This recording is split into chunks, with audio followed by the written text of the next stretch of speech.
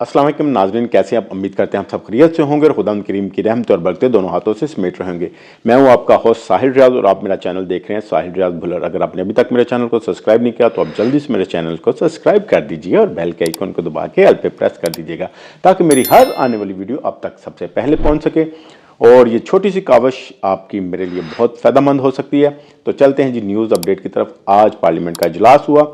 शहरयार अफरीदी साहब ने पार्लियामेंट में तकरीर करते हुए कहा कि मैंने राना सनाउल्लाह साहब को गिरफ्तार नहीं करवाया और ना ही मेरा इस केस से कोई तल्लक है। आप तो पहले कहते थे कि ये केस मेरे ऊपर जनरल बाजवा साहब ने बनाया और अब आप कह रहे हैं कि ये केस इमरान खान साहब ने बनाया। आपने तो मेरी बीवी और बेटी को भी धमकाया, लेकिन मैं चुप रहा। आज तक मैंने कोई बात नहीं की। लेकिन मुझे बताएं राना सनाउल्लाह साहब, जब आप गिरफ्तार हुए तो आपके घर तक हम गए।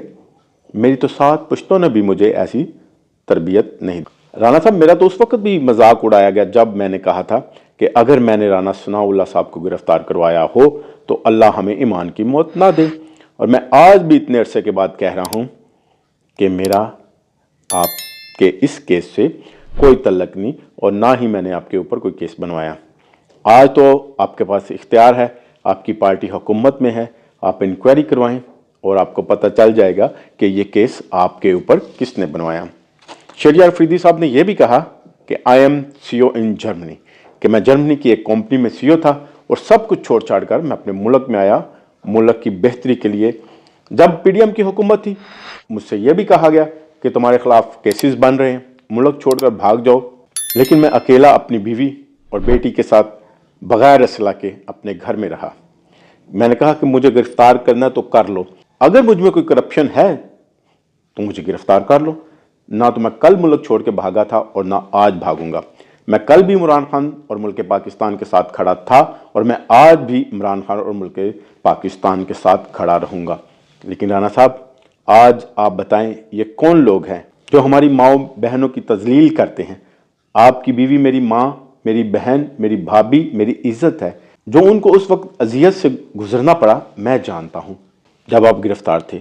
और फिर जो पीपल्स पार्टी के साथ हुआ या जो कुछ MQM ने सहा, जो आज अख्तर मैंगल साहब मुंह फेरे बैठे हुए हैं।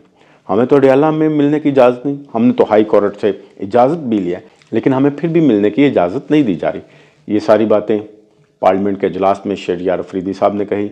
जब PTI की हुकूमत थी तो उस वक्त राना सनाउल्लाह साहब पे एक केस बना था, उन पे हिरवन का केस बनाया गया था।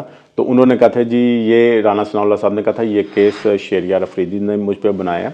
तो लेकिन शहरयार अफरीदी ने उस वक्त भी कस्में खाई। उन्होंने कहा जी मैंने राना सनाउल्लाह के ऊपर कोई किसी किस्म का कोई केस नहीं बनवाया। मैंने तो उस वक्त भी ये कहा था कि आप इंक्वायरी करवाएं, पता चलवाएं, मैंने ये केस आपके ऊपर नहीं बनवाया। और मैं आज भी लानिया तौर पे कह रहा हूँ कि आपकी हुकूमत है, आपके पास इख्तियारात हैं, आप इस केस की छानबीन करवाएं, इसकी इंक्वायरी करवाएं कि ये केस आपके ऊपर किसने बनवाया। तो ये सारी बातें शहरयार अफरीदी साहब ने पार्लियामेंट में कही। आज ही इत्तेहाद अल मदारिस दीनिया का इजलास हुआ। उसमें जी उन्होंने कहा कि जी मदारिस एक्ट कानून बन चुका है, इसका फौरी नोटिफिकेशन जारी किया जाए।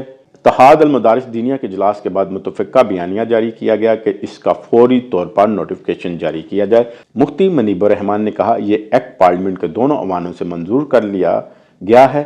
सदर ने इतराज़ात वक्त गुजरने के बाद लगाए।